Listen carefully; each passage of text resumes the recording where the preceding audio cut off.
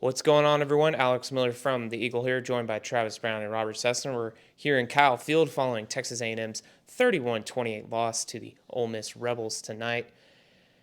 A&M had a chance to win the game and get a pretty big win, but, run defense really killed the Aggies all throughout the night, and it's hard to overcome giving up 390 yards on the ground. Yeah, without a doubt. I got to give Ole Miss a lot of credit because they have some running schemes that, man, is good. But that being said, A&M had to stop some of those way too many easy yards in the running game for Ole Miss.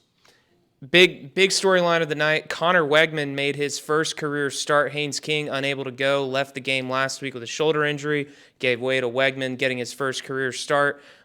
Travis, Wegman did some good things, but kind of a lull in the middle of the game kind of hurt A&M's chances on offense. Yeah, he started out 6 for 6 throwing the ball, and that ended up resulting in 14 points.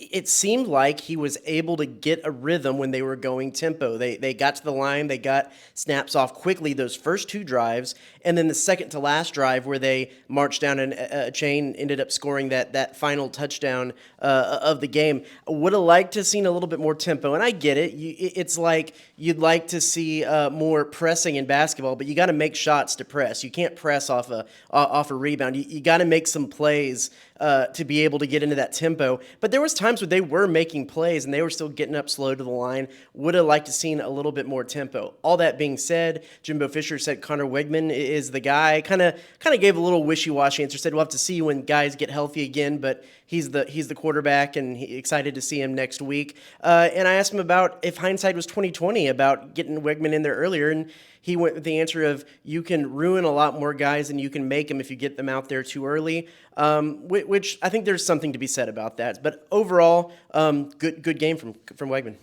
Cease, what'd you kind of make of Wegman's performance tonight? Well, without a doubt, he made the players around him better. Muhammad looked better. The offensive line definitely looked better. That's what a quarterback does. That we saw a little bit of glimpse with Johnson, not so much King, but he made the players better around him. This was, to me, a huge confidence builder, even though they didn't win, because you just think, where will that offense be in 3 weeks? What if they'd have had him, like Travis said, 3 weeks before? And I understand that's hindsight, but moving forward, they can get to be a lot better with him at quarterback.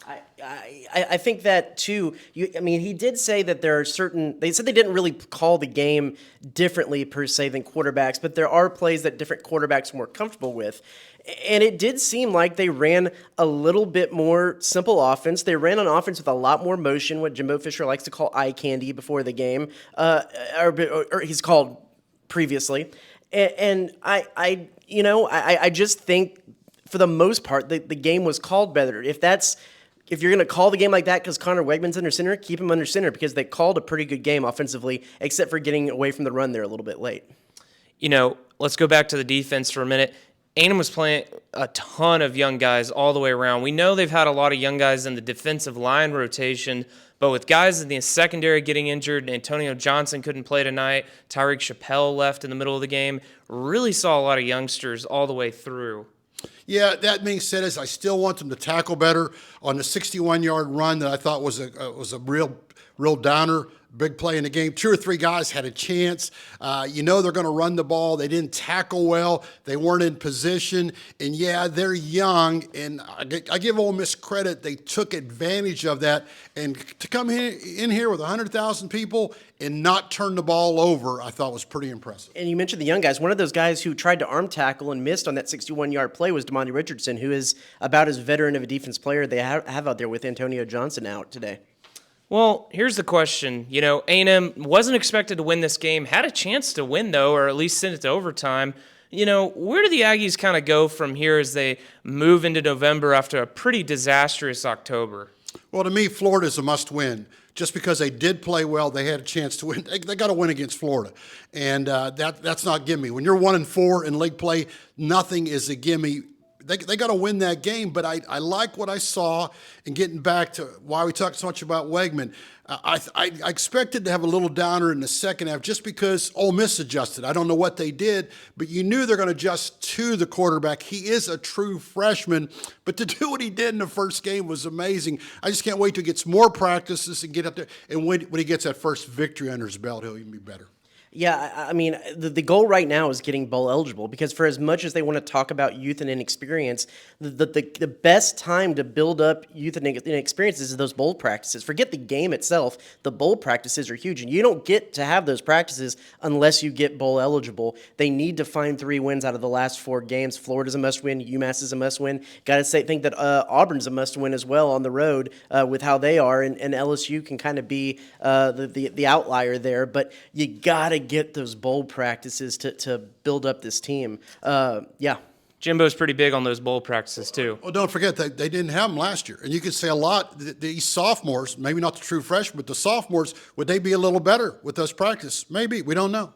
All right, guys. Anything else? I mean, I think we talked about it a little bit, but you got to talk about the kind of ineptness of the running defense. They for some reason started out with that 3-man front, which they ran all over. They were able to put in the 4-man front, but then only had 1 linebacker back there and dropped 6 in the backfield. Which I mean, yes, Jackson Dart completed some passes. A lot of them were for the touchdowns at the end of drives, but I don't necessarily see why you need 6 defensive backs against this front and not put another linebacker in there to help facilitate the run defense. You know, something that I noticed was, especially when Ole Miss got into down and distance situations, they'd run the little swing pass, the little bubble screen out to the side, and A&M's got 6 defensive backs that are playing back on the sticks. Guy needs to just get a one-on-one break, and they got him just about every time. I want to give Kiffin credit. I think sometimes they run high school plays. The swing play, the guy blocks, he's wide open. Send everybody deep, and your quarterback runs. Dart had 95 yards. I mean, running quarterbacks have hurt A&M for years, even before Jimbo got here. And without Darts running, they might probably win the game. There's so many things that you say if A&M would have stopped that, they'd have won, but they didn't. And we've been saying that now for 4 weeks.